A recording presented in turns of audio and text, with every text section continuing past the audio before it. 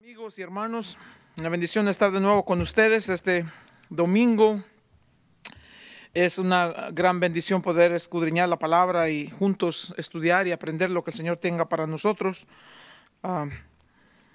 Quiero decirles que siempre estamos orando por ustedes y vemos ahí los comentarios que nos dejan, y si alguna vez necesitan oración, solamente tienen que ponernos un comentario y estaremos orando por ustedes y por las necesidades. Al mismo tiempo que también les pido que oren por nosotros y que juntos continuemos creciendo en la gracia y en la misericordia del Señor Cristo Jesús. A todos ustedes que nos escuchan en otros países también, oramos por ustedes, que Dios los bendiga y que los guarde a ustedes y a sus familias, y que continuemos fieles en esta tarea que nos ha sido dada, de no solamente de caminar con el Señor Jesús, pero de compartir la gracia y la misericordia del Señor con nosotros. Así que de verdad es un gozo y les agradezco muchísimo el tiempo que han dedicado a pasar con nosotros. Para nosotros ha sido una gran bendición poder compartir con ustedes, y lo seguiremos haciendo de esta manera hasta que el Señor nos ponga algo más. Así que vamos delante del Señor para pedir en oración que nos dé sabiduría y entonces nos sumergimos ya en nuestro tema para hoy. Padre bendito, en el nombre de Jesús, Dios, le doy gracias por la bendición que es de poder escudriñar su palabra, por el gozo que tenemos cuando comenzamos a preparar nuestro corazón, abrir nuestros ojos y estar dispuestos a obedecer lo que usted tenga que enseñarnos esta mañana. Dios, es siempre una bendición a venir delante de usted para pedirle sabiduría, porque en realidad necesitamos mucho que aprender, mucho que hacer, muchas cosas que verdaderamente queremos que usted nos enseñe. Así que Dios, háblenos hoy, se lo pedimos en el nombre poderoso de Cristo Jesús. Amén. Entonces, todavía continuamos en Primera de Pedro, estamos en el capítulo 2, esta vez vamos a comenzar en el verso 18, para que si quieren sacar sus Biblias, deberían de, si tienen una Biblia, por favor, abrir sus Biblias.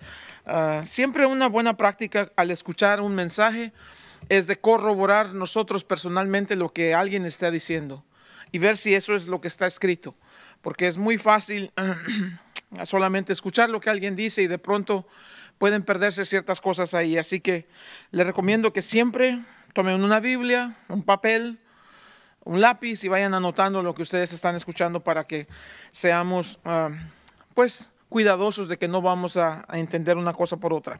Capítulo 2, entonces, comenzando en el verso 18 de Primera de Pedro. El tema para hoy es siervos sumisos. Les decía hace un par de semanas que comenzamos ahora este nuevo tema en la epístola. Primero hablamos de la salvación del creyente. Hoy, hace unas semanas atrás comenzamos la sumisión del creyente. ¿Qué es sumisión? Es la acción de someternos sin cuestionamiento. Eso es lo que significa. Sumisión es la acción de someternos sin cuestionamientos a la autoridad o a la voluntad de otra persona o a las circunstancias como sean, siempre que estemos bajo autoridad. Sumisión, pues, es ponernos bajo la autoridad de otros. Eso así de simple, eso es sumisión. Y la Biblia dice que los cristianos deberíamos ser las personas más sumisas en todo el mundo. La Biblia nos enseña que hay una cosa importante para todos. Ya que aprendimos lo que significa ser salvos, Pedro comienza este nuevo tema diciendo en el capítulo 2, verso 12, dice: manteniendo vuestra manera de vivir entre los gentiles. ¿Se recuerdan que hablamos de eso? Viviendo vidas honorables. Eso significa, eso es lo que quiere decir Pedro. Dice: vivan una vida honorable.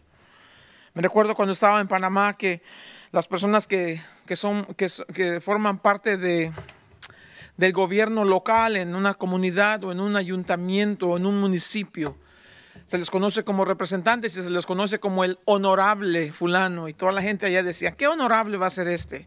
Bueno, la Biblia aquí dice: los cristianos debemos ser las personas que vivimos las vidas más honorables entre los gentiles. Gentiles quiere decir entre aquellos que no conocen de Dios. Y ahora el tema va a ser entonces basado en ese verso 12. Ese verso 12 es importantísimo. Vayamos a mantener una vida honorable entonces como ciudadanos ante el gobierno. La semana pasada hablábamos de eso. Qué difícil es someternos a la autoridad del gobierno, ya sea local, estatal o federal. Qué difícil. A veces no nos cae para nada esa idea. Pero ahora vamos a ver que también es importante someternos miren, a los empleadores, al patrón, a las personas para quienes trabajamos, porque en realidad pues todos tenemos que trabajar. Y si comenzara esta mañana para preguntarles, ¿quiénes de ustedes pueden decir yo amo mi trabajo en realidad? Y tal vez están riendo ahorita mismo, donde sea que me estén escuchando. ¿Cuántos de ustedes aman su trabajo? Y algunos estarán diciendo, sí, cómo no. Pero aquí lo que está escribiendo Pedro en estos versos que vamos a leer a continuación, nos quiere decir Pedro esto, dice, mantén ese tipo de vida de tal manera que dejes un testimonio poderoso del cambio que ha habido en ti. Vive de manera tal que tu testimonio hable poderosamente de esa nueva persona que ahora eres por el Espíritu Santo que está en ti. ¿Cómo? Ante las autoridades. Hoy entonces hablaremos en el lugar de trabajo. La semana que viene se pone más interesante, no se lo pierdan. La semana que viene, ¿cómo es que debemos ser sumisos en la relación del matrimonio? Ay, ay, ay. Oren por mí, por favor. Así que hoy aprenderemos cómo ser siervos sumisos. Siervos, que significa en el lugar de trabajo. El contexto, vamos a hablar de aquellos que eran esclavos. En ese primer siglo, cuando se escribieron estas cosas, había este gran problema de la esclavitud. Hoy, necesariamente no somos esclavos. Yo no conozco a nadie que sea un esclavo, pero en cierta manera todos somos esclavos cuando trabajamos para alguien. Y por el tiempo que se nos paga, le pertenecemos a esa empresa o a esa persona. Nuestro tiempo le pertenece a esa persona. Así que técnicamente nadie es esclavo, pero en realidad en lo práctico somos esclavos en alguna manera. Pero bueno, ya eso es otro asunto. ¿Y por qué esto es importante? Pedro va a tomar el tiempo aquí porque miren esto. Después de la casa, el lugar de trabajo es el lugar donde más inviertes de tiempo de tu vida. Gran parte de tu vida lo vas a pasar en el trabajo. Por eso creo que estas cosas aquí es importante que las analicemos, las entendamos y también que las practiquemos, porque eso va a ser una gran diferencia en la manera en que vivimos y nos va a dar un buen testimonio delante de las personas que nos conocen o con los que trabajamos. Así que veamos aquí cómo el Señor va a desenvolver este tema delante de nosotros, porque obviamente sabemos es Dios que escribe esto por medio de Pedro, que es el instrumento humano. Pero vamos a ver cómo Dios quiere que hagamos estas cosas. Les recuerdo, en el libro de Mateo, en el Evangelio de Mateo capítulo 5, verso 16, Jesús dice, deja así que tu luz brille delante de los hombres y vean tus buenas obras para que glorifiquen el nombre de tu Padre que está en el cielo. A veces pensamos que la manera de hacer impacto en la comunidad donde vivimos para los cristianos, a veces pensamos que la única manera de causar impacto o de hacer una diferencia es si somos pastores o si somos predicadores o evangelistas. No. Quiero decirle a usted, cada uno de ustedes individualmente puede tener mucho más impacto que cualquier pastor, que cualquier evangelista, que cualquier predicador, porque ustedes pueden pasar esas horas trabajando con ciertas personas que los observan y los conocen. Y su testimonio de usted puede ser más poderoso que un mensaje que solamente escuchen de alguien que no conocen. Por eso creo que este tema es muy importante. Aprendiendo estos principios de ética laboral, eso es bien importante. Esos son principios de ética laboral que se van a volver parte esencial de quién somos. Si los aprendemos y los practicamos, puede cambiar nuestra vida para bien. Veamos pues entonces, capítulo 2, verso 18 dice, criados, y vean esa palabra, criados, estad sujetos en todo a vuestros amos. Y noten, no solamente a los buenos y afables, sino también a los difíciles de soportar, o sea, a los insoportables. Ay, ay, ay. La palabra aquí cuando decimos criados, en realidad me gusta como dice en español, me gusta la palabra y en el concepto obviamente, pero me gusta como dice en español porque en inglés diría solamente siervos, pero en realidad aquí criados nos da una idea más clara. En realidad la palabra quería decir esclavos. Los esclavos eran la fuerza laboral del Imperio Romano. Se estima que para el tiempo que Pedro escribió esta carta, existían alrededor de 50, 60 millones de esclavos a través de todo el imperio, en todas partes del mundo, en el mundo de ese día, de ese tiempo, donde estaba el imperio romano. Te podrás imaginar entonces que es una gran cantidad de gente. Y digo la diferencia entre siervo y esclavo porque en el Nuevo Testamento, cuando hablamos de siervos, la palabra que se usa es doulos, quiere decir un siervo por decisión propia. Les dije la semana pasada, cuando el siervo decía, no quiero irme, yo estoy a gusto aquí, quiero quedarme a vivir contigo y servir contigo para siempre. Tú me tratas bien, tú me cuidas, tú me provees, yo no quiero irme a ningún lado. Eso sería lo que significa siervo por voluntad propia. Pero la palabra aquí es diferente de doulos, la palabra aquí es oiketes. Y eso significa, así como dice aquí, un criado. Y obviamente en Latinoamérica, cuando decimos criado, ya sabemos que la palabra no es solamente un siervo. A ver, todos los que trabajan en el gobierno en realidad son siervos públicos, servidores públicos se les dice. Pero dentro de la economía de nuestros países, por lo menos en Latinoamérica, hay estas personas, y sé que la palabra suena difícil, pero esas personas o empleados domésticos que se les conoce como criados. Aquí la palabra criado significa esclavo. Y la palabra, aquí cuando dice amo, la palabra en griego es despotes. En realidad, ¿saben qué quiere decir esa palabra? Un déspota. Ay, ay, ay. Entonces consideren de una vez lo que está diciendo Pedro aquí. Dice, ustedes esclavos, que sería la forma más baja de una relación laboral. Ustedes esclavos, dice aquí, estén sujetos con todo respeto, vean esto, a vuestros déspotas. Oh, ¿serio eso? El asunto de la esclavitud, del esclavismo, era una cosa seria en ese tiempo. No tenían ningunos derechos, no tenían protección alguna. Es más, en el Imperio Romano los esclavos se consideraban como si ni siquiera fueran personas. Los romanos consideraban a los esclavos como una propiedad, una pieza de su propiedad. Decían algo así: la única cosa que distingue a un esclavo de una bestia o de una carreta es que el esclavo puede hablar. Así con ese desprecio trataban a estas personas. Pero quiero que noten algo aquí, hermanos y hermanas.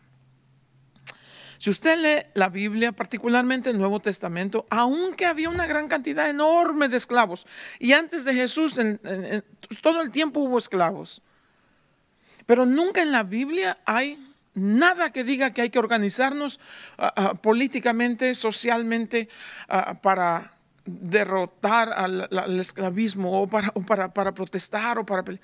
Nunca. Es interesante eso. En ninguna carta del Nuevo Testamento se nos dice que hay que romper las cadenas de la esclavitud.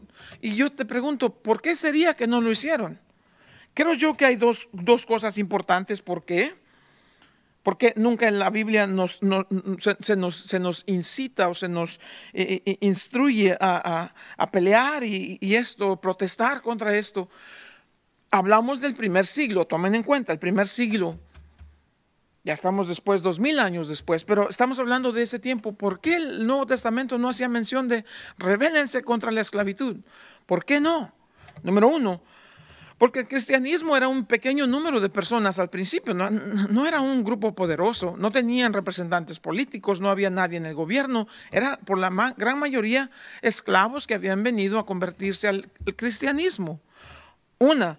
Dos, no creo que era factible que se rebelaran contra la esclavitud, porque de haber sido así, el Imperio Romano, que era mucho más poderoso, obviamente, militarmente, políticamente, económicamente, hubieran de una vez ido en contra con todo del cristianismo para tratar de extinguir esa rebelión.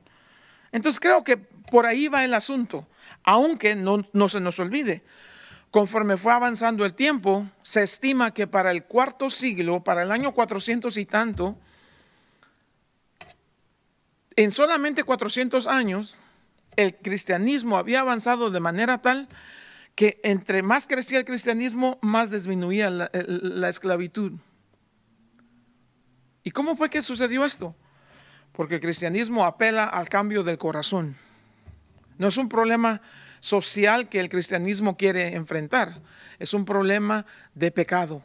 Entonces, solamente para que más o menos tengamos una idea de lo que está sucediendo aquí, cómo Pedro viene, pues el Espíritu Santo por medio de Pedro, y nos pone este asunto frente de nosotros, y de manera tal que en la Biblia no vamos a encontrar un verso que diga rebélense contra aquellos que los tienen como esclavos, y obviamente en el Antiguo Testamento, pues claro está en el libro de Éxodo que cuando el pueblo de Israel celebró esa primera Pascua, cuando iban a salir de Egipto, lo hicieron precisamente, es una gran celebración porque en ese día fueron liberados de la esclavitud. Entonces, esa es la reseña histórica y es el trasfondo histórico de cómo venimos entendiendo este problema. Así que los cristianos, siendo una minoría, pues obviamente no les convenía tener esa etiqueta de ser subversivos o rebeldes en contra de esta cosa. Lo que hicieron, apelar al corazón y decir: tienes un problema de pecado, Dios puede perdonar tus pecados, quiere cambiar tu vida y darte salvación y vida eterna. Y conforme fueron predicando el mensaje del Evangelio, predicando a Jesús resucitado, la esclavitud vino disminuyendo. Y muchos cristianos, después de muchos años, se levantaron y fueron proponentes de lo que era la liberación de los esclavos, particularmente en los Estados Unidos, que era un problema muy serio. Así que quisiera compartir con ustedes algunos principios que vamos a ver en estos versos aquí, de cómo es que nosotros podemos trabajar y podemos ir al lugar donde trabajamos y tener una relación con nuestros patrones, con la empresa, con la persona con quien trabajamos, una relación que en verdad exalte el nombre de Cristo Jesús, a pesar de que eso nos lleve a sufrir oprobio, desprecio y a lo mejor a veces hasta maltrato. Nuestro llamado como cristianos es a ser personas que llevamos por meta número uno. La prioridad número uno es de predicar a Cristo Jesús y primero que nada con nuestro testimonio, nuestra conducta. Que la gente pueda ver a Jesús en nosotros. Así que quisiera compartirles aquí algunos principios. Y verán qué tan importantes son estos principios. Se dice, y no estoy 100% seguro de eso, traté de buscar estadísticas y no encontré mucho, pero se dice que en la iglesia la mitad de la gente jamás han escuchado un mensaje en cuanto a ética laboral. Y si eso es así, pues es cosa grave. Deberíamos hablar de estas cosas porque aparte de ser cristianos y ustedes mujeres mamás y ustedes hombres papás y estudiantes y todo, formamos parte importantísima de la fuerza laboral y necesitamos saber estos principios laborales para que podamos ser personas que hacemos esto con una idea clara de lo que estamos haciendo.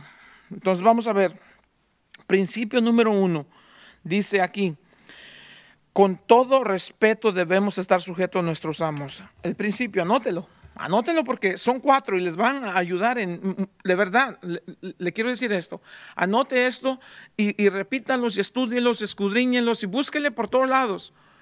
Porque estos principios pueden cambiar la manera en que usted se relaciona con su trabajo, su empleador, o donde quiera que se encuentre laborando. Número 1, principio número 1, trabaje con todas las ganas que pueda y haga lo mejor de lo mejor, lo que tenga que hacer.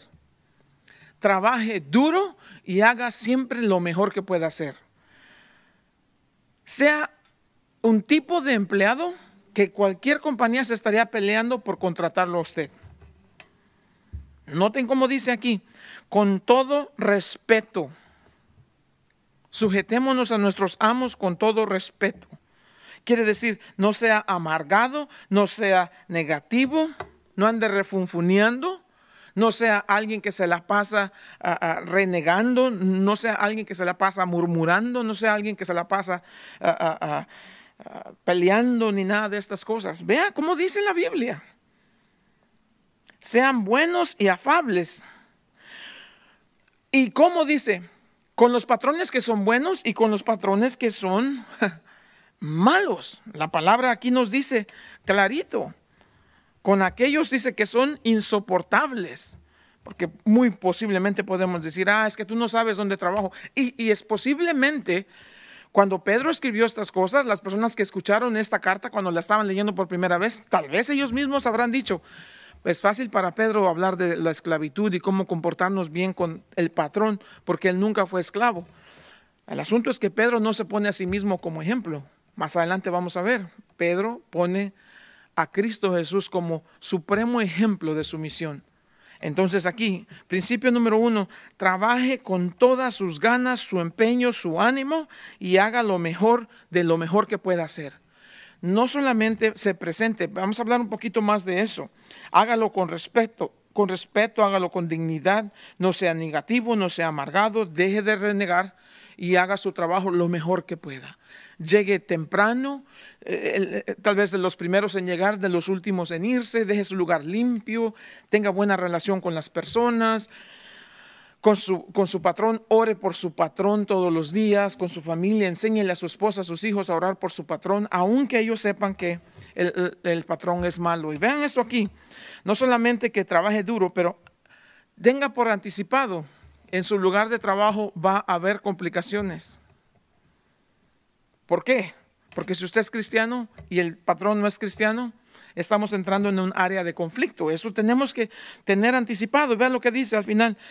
Los que son insoportables, verso 19 dice, porque esto merece aprobación. Si alguno a causa de la conciencia delante de Dios sufre molestias padeciendo injustamente, pues qué gloria es si pecando sois abofeteados y lo soportáis. Vean esto, mas si haciendo lo bueno sufrís y lo soportáis, esto ciertamente es aprobado delante de Dios.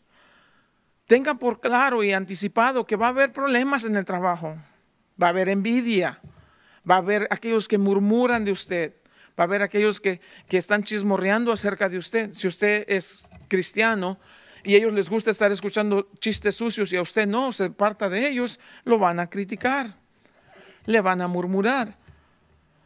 Si su patrón es grosero, a lo mejor sabiendo que usted es cristiano, y eso pasa, muy común, es muy común.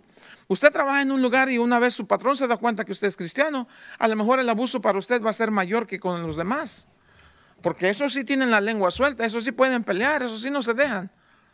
Pero a lo mejor él sabe que usted es cristiano y sabe que va a ser sumiso y que no va a pelear y que no va a renegar.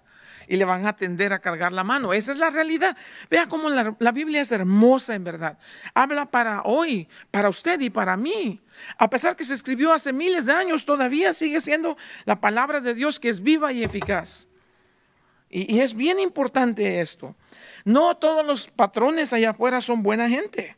De hecho, aquí la palabra, cuando dice los que son difíciles de soportar, la palabra en griego es escolios, y eso quiere decir aquellos que son torcidos.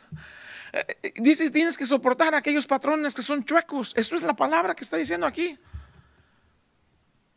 Son chuecos y porque son chuecos te tratan de una manera muy chueca. Me da, no sé, pero un gozo estudiar la palabra porque habla tan real para lo que vivimos hoy en día. Imagínense entonces si trabaja con un patrón que sea buena gente, de por sí ya la cosa va a ser difícil, hay que trabajar y hay que hacerlo duro, hay que hacerlo bien, hay que hacer todo lo más excelente que podemos. Pero imagínense tener que trabajar con alguien que es chueco. Y ustedes, algunos de ustedes han pasado por eso, que trabajas y no te pagan, que a la hora de la hora te dice mañana no hay trabajo, pero mañana te quedas en tu casa y a las 7, 8 de la mañana necesito que te vengas ahorita. O sea, te tratan como si seas de su propiedad.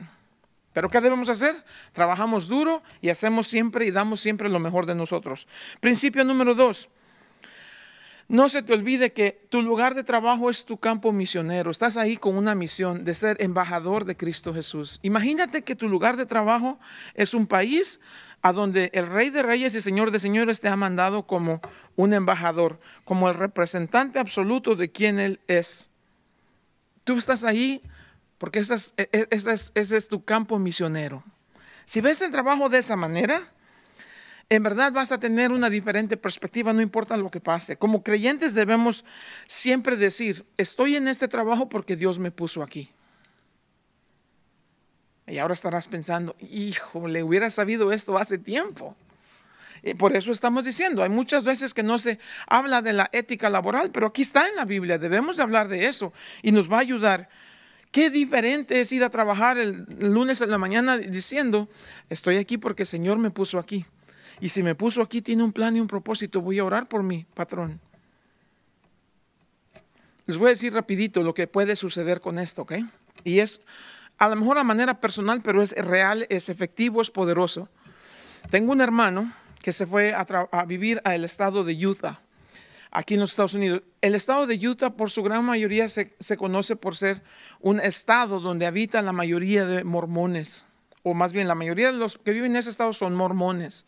Ahí se encuentra la iglesia principal de la iglesia de los mormones. Mi hermano fue a trabajar ahí hace como 3 años atrás, o 4 años tal vez. Y este señor lo trató muy bien y la verdad los mormones son buenísima gente, no hay que negar eso. Se portaron excelentemente con mi hermano. Cuando pasaron necesidad los ayudaban, le traían comida. Cuando su esposa de mi hermano tuvo su niño, estaban ahí trayéndole regalitos y trayéndole cosas y haciendo todas estas cosas. En un tiempo mi hermano me habló y me dijo: ¿qué crees? El hijo de mi patrón quiere ir a la iglesia conmigo. Mi hermano está asistiendo a una iglesia cristiana.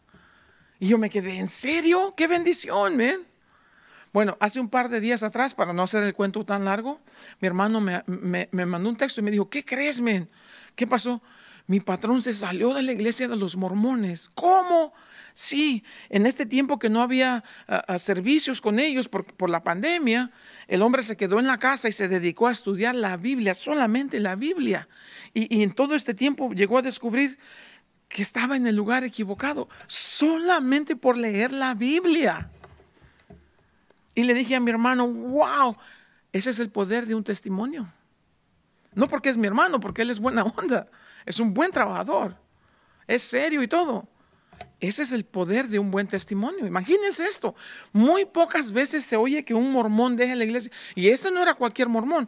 Por lo que sé, este señor era maestro, estudiado en la universidad de los mormones.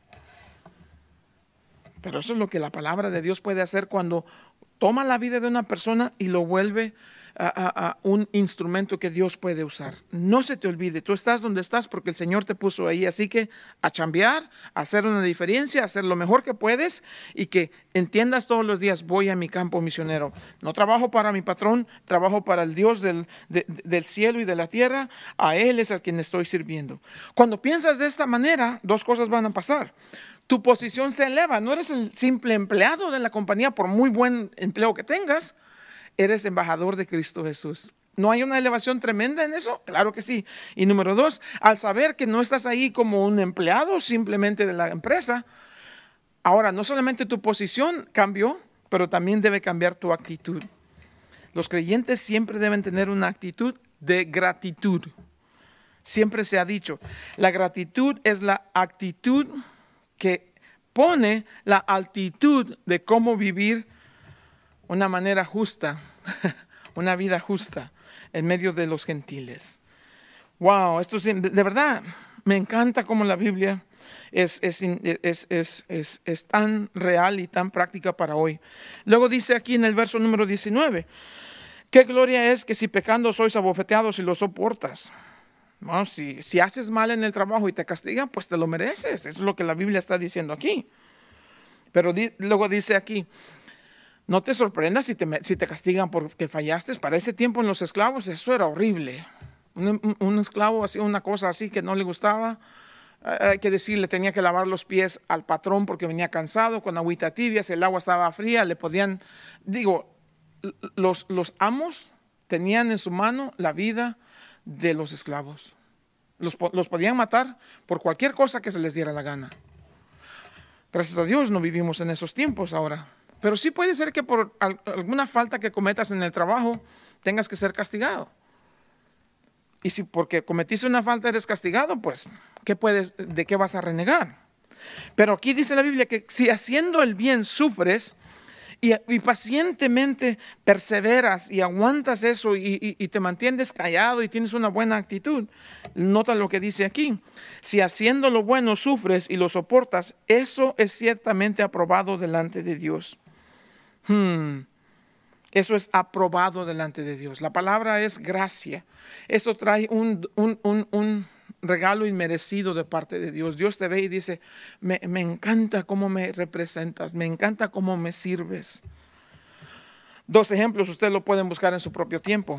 Vean la vida de Daniel, particularmente en el capítulo 6. Por orar continuamente, lo echaron a la fosa de los leones Y el rey estaba preocupado por Daniel porque sabía que Daniel era un hombre justo. Pero el Señor salvó a Daniel de que no fuera devorado por los leones. Y el Señor lo salvó y el rey dijo, bendito sea el Dios de Daniel que lo salvó de esto. Y el otro ejemplo es José en Egipto como esclavo. En el capítulo 39, en el capítulo 50. De todas las cosas que José tuvo que pasar, la Biblia dice que donde quiera que José iba, Dios le daba gracia y le daba favor delante de los hombres, porque el corazón de José era recto delante de Dios. Así que vale la pena. Pero nunca se te olvide, siempre que estés renegando de tu trabajo, pregúntate para quién trabajas. Y te voy a decir, si trabajas para el patrón, para la empresa, para quien sea, y trabajas por un cheque, vas a vivir miserable toda tu vida ahí y todo el tiempo vas a estar renegando. Pero si acaso llegas a la conclusión de decir, no, yo no trabajo para ellos, yo trabajo para Dios. No estoy aquí para ganar un cheque, estoy aquí para ganar almas, para que vayan al cielo, porque conozcan a Jesús. De Dios está que este Señor me pague por mi tiempo aquí. Eso ya es una bendición de Dios para mí. Pero no vengo aquí por un cheque, vengo aquí por almas, para que sean salvos y conozcan de la vida eterna. ¿Cómo es que un empleado puede vivir con tanto gozo en su corazón a pesar de que sea maltratado e ignorado y no se le reconozca y sea abusado y todo esto en su lugar de trabajo? Sencillo, principio número 3. Lleva a Jesús diariamente a tu trabajo. Llévalo contigo. A ver, te digo otra vez. ¿Cómo puedes vivir con gozo en tu corazón trabajando para un patrón que es grosero, que es abusivo, que es mal hablado, que no te reconoce, que no te paga, que abusa de ti? ¿Cómo puedes ir a trabajar con gozo? Fácil, porque llevas a Jesús contigo todos los días. Cuando te estás levantando, tu esposa te está haciendo tu cafecito y tú ya estás hablando con el Señor. Oh, Señor, ¿qué vamos a hacer hoy? Señor, estoy emocionado a ver lo que tú vas a hacer hoy en este día. Y vas en tu carrito. Y ahí va el Señor contigo. Vas platicando con el Señor todo el día. Y estás en tu trabajo y pones atención, haces lo mejor, trabajas duro en verdad. Y sabes que va a haber problemas, sabes que va a haber dificultades, pero tienes un gozo que en verdad no lo puedes ocultar. Porque dices, estoy emocionado de ver cómo Jesús va a operar en mí y va a obrar en mí, en mi trabajo hoy. Oh, Señor, quiero que transformes mi lugar de trabajo en un santuario, Señor, donde gente venga a conocerte. ¿Qué debemos hacer? Lleva a Jesús contigo cuando vayas al trabajo. ¿Acaso no es maravillosa la palabra de Dios? Dice la Biblia en Efesios capítulo 6, siervos, obedezcan a vuestros amos terrenales con temor y temblor, con sencillez de vuestro corazón, como a Cristo. En vez de ver a tu patrón, al dueño de la compañía, ve a Cristo. ¿Por qué? Porque llevas a Jesús todos los días contigo. No sirvas al ojo como los que quieren agradar a los hombres, sino como siervos de Cristo, de corazón haciendo la voluntad de Dios, sirviendo de buena voluntad como al Señor y no a los hombres, sabiendo que el bien que cada uno hiciere, este recibirá del Señor, sea siervo o sea libre. Trabaja para el Señor. Lleva contigo al Señor todos los días y verás qué diferente ambiente de trabajo. Que seas ese tipo de trabajador que estás, ya van a ser las 3, ya es hora de irme y falta un minuto para mi lonche, aquí que se quede todo. No, que seas un tipo de trabajador que digas, Señor, ¿cómo vamos hoy? ¿Qué te parece lo que estoy haciendo? ¿Debería cambiar algo? ¿Debería hacerlo mejor? Y que te puedas ir al final del día cuando salgas y te lavas tus manos y vas a tu lugarcito donde tengas tu bolsita de tu lonche y agarras todo eso y vas saliendo del trabajo y miras y dices, qué bueno eres, Señor. Gracias por venir conmigo. Desde que tú vienes conmigo a trabajar, esto es una cosa emocionante, es una bendición todo el día. Pasar contigo. ¿Por qué? Porque se lo merece. El Señor es bueno y siempre debemos estar agradecidos por su grande misericordia para con nosotros. Había un hombre que se llamaba Antonio Stradivari, creo que se conoce como hacía una marca de violín que se llamaba Stradivarius, algo así. Este hombre, Antonio Stradivari, tenía esta empresa que sus violines llegaron a valer miles y miles. Se estima que algunos hasta millones de dólares. No puede ser. Increíble, sí. Una cosa pero hermosísima, una cosa perfecta. Lo puedes conocer como un instrumento valiosísimo. Son este tipo de violines, los Stradivarius. Este hombre, cuando inició su empresa, a los trabajadores, a todos los llamó y les dijo: ven acá, esto quiero que entiendan desde ya. Aquí no se trata solamente de agarrar madera, pegar madera y hacer un cajoncito con cuerdas. No, no, no, no, no. Todo lo que hacemos aquí lo vamos a hacer excelente, y esta es la razón por qué. Porque Dios me dijo que debo hacer los violines más excelentes que jamás hayan existido. Porque con los violines Dios va a llevar su música a todo el mundo. Así que cada violín que salga de aquí debe ser excelente. No bueno, excelente. Para que la música de Dios no sea corrompida. ¡Wow! Si ese hombre puso tanto empeño en un simple violín, ¿qué puedes pensar del empeño que Dios pone en ti? Y la pregunta sería esta: la música que Dios quiere hacer o producir en ti y a través de ti, ¿sale limpia, dulce melodía o desafinada, que suena así? No, no, no, no, no. Que sea la melodía más dulce, que tu patrón cuando te ve, que te vas a tu casa, diga: quisiera que se quedara otro rato nomás para verlo cómo actúa.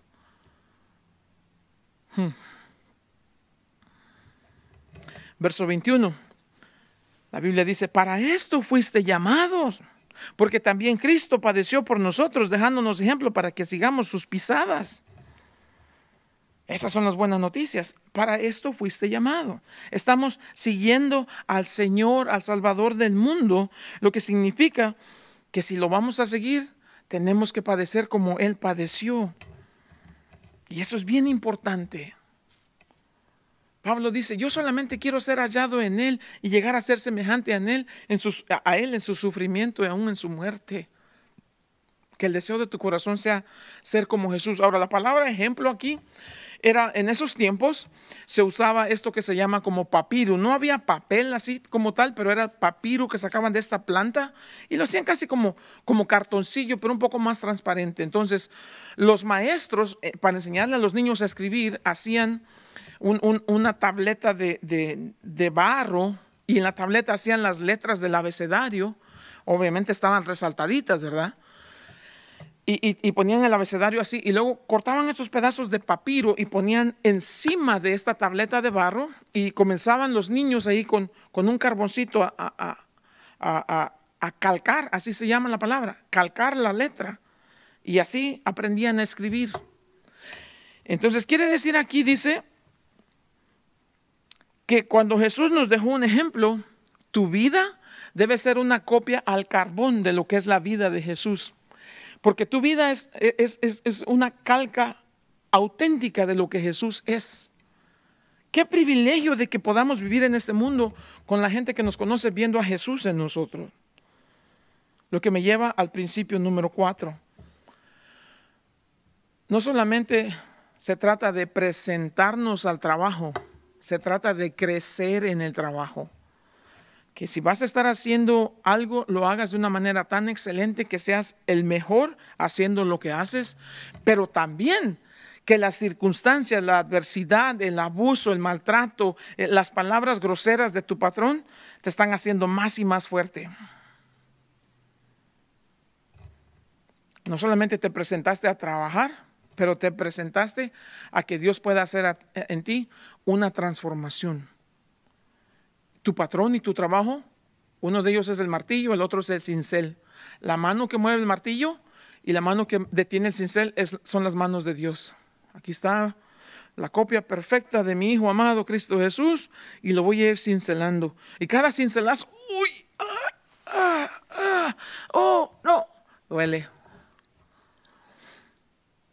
Pero qué bonito se ve cuando le sopla y quita todo de ahí y lo levanta. Y ¿qué le parece? ¿Cómo se ve? Eso es lo que la Biblia dice. No solamente es el asunto de trabajar, pero la conclusión es con el propósito de transformar. Tú te presentas a trabajar, el Señor va a usar todo eso para que te pueda transformar. ¿No es maravilloso esto? En serio, a lo mejor yo soy el único que me emociono aquí, pero esto está de otro nivel, en serio, otro mundo. No te presentes a trabajar solamente para que te paguen y para que eso sea un suplemento a tu vida diaria. Preséntate para que el Señor te vaya moldeando. ¿Acaso no creemos que el sufrimiento nos es beneficio? Claro que sí, el sufrimiento es beneficioso para nosotros. El sufrimiento nos mantiene en pureza, el sufrimiento nos mantiene humildes, el sufrimiento nos hace ser dependientes de mi Señor. Oh, dependo de ti, Señor, porque las cosas aquí de verdad se están poniendo difíciles. Tengo un amigo, un hermano en Panamá que maneja un taxi. Y manejar un taxi allá no es nada fácil. Es muy peligroso. Y es muy difícil ganarse la vida manejando un taxi. Así que oren por él, se llama Tony. Y yo cada me estoy acordando casi todos los días de Tony, orando por él, porque sé que mientras él está trabajando, su familia está en casa. Dependen de lo que él haga. Tiene que ganarse la vida de esa manera. Nosotros también dependemos del Señor. Y estamos siempre en sus manos y confiando en que Él tiene para nosotros lo que es mejor. El sufrimiento nos hace depender de Dios. Nunca nuestra vida va a ser más fuerte en el espíritu que cuando estamos pasando por sufrimiento. Que nunca nos cause sorpresa que Dios permita cierta dosis de sufrimiento por el propósito de que Dios nos siga moldeando. ¿Duele el proceso? Claro que duele. ¿Es fácil? No, claro que no. Este asunto de la sumisión no es nada fácil, no nos encanta, no es algo que queremos escuchar. Es una palabra dura porque es una palabra que va contra nuestra idea de ser libres. Yo no quiero someterme a nadie. Pedro dice, sí, eres libre, pero no uses tu libertad como para hacer lo malo, úsala para hacer lo bueno. Y que Pedro aquí nos dice, si quieres así continuar haciendo lo bueno, tienes que tener bien claro estas cosas. Esta es la ética laboral que debemos recordar siempre y debemos mantenernos en esos principios. ¿Por qué? Porque es importante. Estas cosas son extremadamente importantes. No solamente te presentes a laborar, preséntate para que el Señor te pueda transformar. Lleva a Jesús contigo todos los días. Recuerda que tu lugar de trabajo es tu campo misionero. Y cuando te presentes debes hacer lo mejor y ofrecer lo mejor de ti. Porque quien estás representando ahí es a Cristo Jesús. Tú eres una calca perfecta, una copia pues de lo que Jesús es. Esa es la manera como el Señor está alcanzando al mundo. Y tú debes estar agradecido por el privilegio. La Biblia dice, si vamos a ser seguidores de Cristo Jesús y si de verdad vamos a decir, ya yo estoy caminando con el Señor, entonces esto debe ser claro en nuestra vida. Primera de Juan 1:26 dice, aquel que dice que permanece en Él debe también él mismo andar como Él anduvo. Si dices que Jesús está en ti, que tú estás en Jesús, debes caminar como Jesús caminó. Segunda de Timoteo 3:12 dice, sí, y todos los que desean vivir una vida en rectitud, una vida justa, van a padecer persecución, van a sufrir persecución. Filipenses 1:29 dice, para esto, o a ti te ha sido dado el privilegio de padecer, no solamente de creer, dice en Jesús, pero también de padecer por causa de su nombre. ¿Estás dispuesto a seguirlo? Esas son las cosas que debes de tomar en cuenta. ¿Estás dispuesto a seguirlo? ¿Cuántas veces hemos cantado esa canción que dice, he decidido seguir a Cristo? He decidido seguir a Cristo. No vuelvo atrás, no vuelvo atrás. Estas son cosas que debemos recordar. Del verso 21 en adelante, ya viene el supremo ejemplo de Cristo Jesús. No quiero entrar y no terminarlo porque hay mucho que decir en esto, pero te quiero dejar con eso para que lo estudies y para que lo tengas en mente. Pero si tan solo recordamos estos cuatro principios elementales que nos van a dar una ética laboral de verdad distinta y van a cambiar nuestra vida. Porque no hay nada más importante que tener paz en el corazón cuando se trata de nuestro trabajo, de nuestro empleo. ¿Que hay cosas que son injustas? Por supuesto que sí. ¿Que hay cosas que no estamos en verdad siendo reconocidos? Claro que sí. Existe eso en todas partes del mundo. ¿Que hay cosas que en verdad son un abuso? Por supuesto que sí. hablando con mis hermanos bomberos en Ecuador, los hermanos bomberos en Perú, en Nicaragua, en estos lugares donde hemos ido en años anteriores. Me doy cuenta del abuso. Estos son personas que arriesgan su vida y no reciben nada a cambio, son voluntarios, ni siquiera les dan el traje, ni siquiera les proveen comida. Y allí están hombres y mujeres dispuestos a servir. Claro, ¿y por qué lo hacen? Porque tienen un corazón de servir. Pidamos siempre por ellos. Los policías en estas partes, en estos países donde hay tanto crimen, donde hay tanta maldad, se ponen ese uniforme y ese uniforme es un blanco para los maleantes. Odian el uniforme, no lo soportan. Y hay tantos policías cristianos en Latinoamérica. Oremos por ellos también. Cuánto maltrato hay para las empleadas domésticas que no tienen ningún tipo de beneficio. Cuántas empresas en Latinoamérica que han estado de verdad sacándole la vida a los empleados con unos salarios de vergüenza. Cuánto abuso, cuánto maltrato a los niños que desde muy temprana edad ya tienen que estar trabajando. Dejan la escuela porque tienen que trabajar para que tengan el sustento de cada día. Y cómo son maltratados, cómo son abusados. O sea, esto es real, lo que estamos viendo aquí. Digo, técnicamente nadie es esclavo, pero en realidad somos esclavos del dinero. ¿Cuánta gente en Latinoamérica que no tienen seguro médico? Y aún así tienen que trabajar para estos patrones. Y le puedo dar ejemplo tras ejemplo tras ejemplo. Y hay tanta maldad, tanto oro que están sacando del Ecuador. Y va a otros países. Y la gente en estos lugares de donde extraen el oro sufriendo maltrato, hambre, miseria. Puedo ir, por ejemplo, en todos estos países y siempre es lo mismo. ¿Qué te quiero decir? Mira, hay un día que viene y muy pronto va a ser, donde todas estas cosas van a ser llamadas a cuenta. Dios tiene una economía donde no se le escapa ningún detalle. Vamos a hablar más a fondo de eso la siguiente semana. A Dios, la Biblia dice, no te equivoques, Dios no puede ser burlado. Todo lo que el hombre siembra, eso mismo cosechará. Tú haz lo tuyo, hermano. Hermana, usted haga lo suyo. Cuando se presente a trabajar, hágalo con tanto empeño que haga lo mejor que pueda, dé lo mejor de usted. Recuerde que va a haber maltrato, va a haber, es innegable, el corazón del hombre es maligno y perverso, ya sabemos. Pero acuérdese que usted está en ese lugar porque es su campo misionero. Usted está ahí para hablar. Cuando estas personas mueran y si no tienen a Cristo Jesús y lleguen a estar en la presencia del Señor, va a decir, ¿qué hiciste con el testimonio de mi sierva? ¿Qué hiciste con el testimonio de mi siervo? Lo mandé allí para que trabajara contigo y en vez de obedecer, en vez de escuchar, lo maltrataste, lo abusaste, le robaste, le sacaste la vida. No van a tener excusa. No van a tener excusa. Lleva a Jesús contigo a trabajar. Y deja que tu testimonio le calle la boca a hombres ignorantes. Pero que cuando sea el día que vas a cerrar tus ojos por última vez, el Señor se ponga de pie, como con Esteban cuando lo apedrearon y murió. El Señor se puso de pie a recibir a su siervo fiel. Murió apedreado vilmente, pero el Señor lo recibió de pie. Así para ti, así para mí. Pero seamos siervos sumisos, porque trabajamos para el Señor, buscamos su honra y su gloria, no trabajamos por un cheque, trabajamos por una corona incorruptible que nos va a ser dada el día que lleguemos a estar con el Señor en la eternidad. Amén. Dios les bendiga. Padre, en el nombre de Jesús, Dios, te damos gracias por este día, Señor, gracias por tu palabra, gracias por tu presencia, gracias por tu poder. Señor, las injusticias están en tus manos. Todas estas cosas horribles que han sufrido los cristianos a través de miles de años, podemos decir.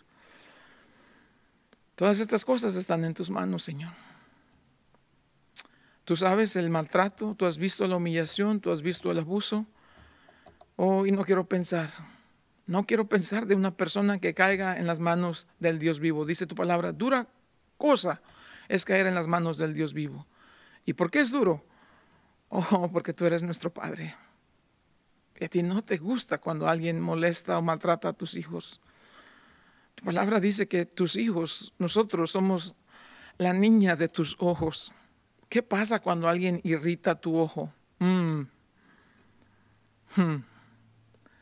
Y yo te pido, Dios, que tengas misericordia de todos esos hombres, todas esas empresas, todos esos gobiernos que han maltratado y le han robado el pan de la boca a nuestros hermanos por miles de años. Te pido que tengas misericordia por todos esos hombres ricos que le han sacado la vida a nuestros hermanos. ¿Y cuántos de ellos han muerto a manos de estos hombres impíos con la avaricia, por la avaricia del dinero? Yo te pido que tengas misericordia. En este país, como hemos visto el abuso del rico, sacándole la vida al pobre. Tú vas a traer juicio. Eso está en tus manos. Tú dices, mía es la venganza, yo pagaré. Y lo dejamos en tus manos.